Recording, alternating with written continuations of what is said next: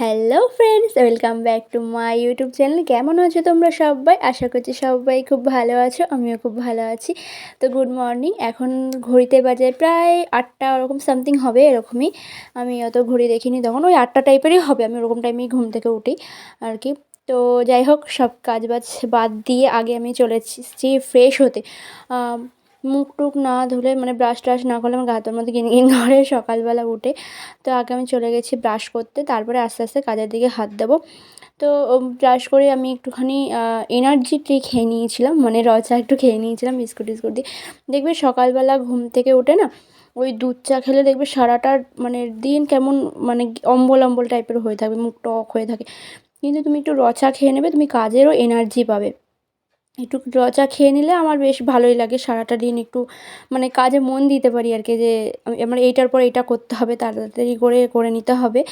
তো যাই হোক, সব মুখ টুক ধুয়ে চাটা খেয়ে তারপরে চলে আসলাম একটু কুলেখাড়া ভিজো দিতে, ওই মানে সিদ্ধ করতে। আমাদের অনেকে দেখি কাঁচা রস খায়, মানে কুলেখাড়াটা বেটে কাঁচা রসটা খায়। তো আমাদের এরকমই সিদ্ধ করে খায়, মানে আমার শাশুড়ি মা আর কি সিদ্ধ এরকম সিদ্ধ করেই খায়, নাহলে উনি খেতে পারে না, ওনার একটু শরীরটা খারাপ। তো আমি কুলেখাড়া ভিজো দিয়ে দিয়েছি। তো এদিকে আমি সকালে তরকারি করছিলাম, ওই কী বলে, আলুর তরকারি, আলু দিয়ে টমেটো দিয়ে তরকারি করছিলাম। সবাই মুড়ি খাবে আর আমি একটুখানি খাবো খিচুড়ি আর কি।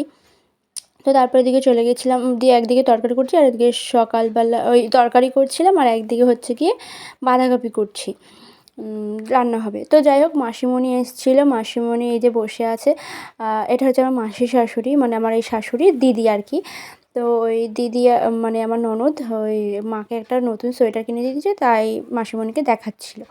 তো দেখো, আমি খিচুড়ি নিয়ে বসে পড়েছি, গরমা গরম খিচুড়ি। এই শীতের সকালে বেশ ভালোই লাগে, কিন্তু গরম গরম খিচুড়ি আমার তো বেশ ভালোই লাগে।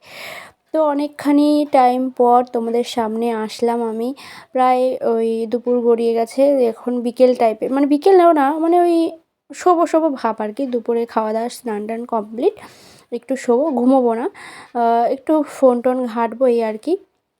তো তাই জামাকাপড়গুলো আমি একটু উল্টে দিলাম, বেশ দেখবে মানে আজকে একটু রোদ উঠেনি, তো উল্টে দিলে একটু, তাও যদি একটু টানে, রোদ টোদের বালাই নেই।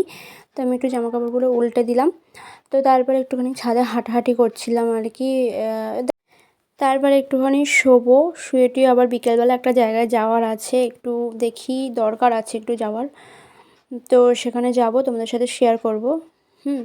রাস্তায় যেতে যেতে একটু শেয়ার করে নেবো। তো যাই হোক, চলো আমি এক্ষুনি একটুখানি শুই, তোমাদের সাথে বিকেলবেলা আবার দেখা হচ্ছে। তো এখনের জন্য টাটা।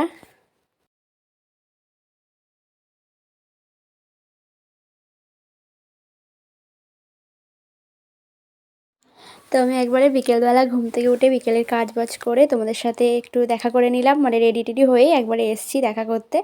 তো এখন নিচে যাচ্ছি, ও হচ্ছে গিয়ে গাড়ি বার করছে।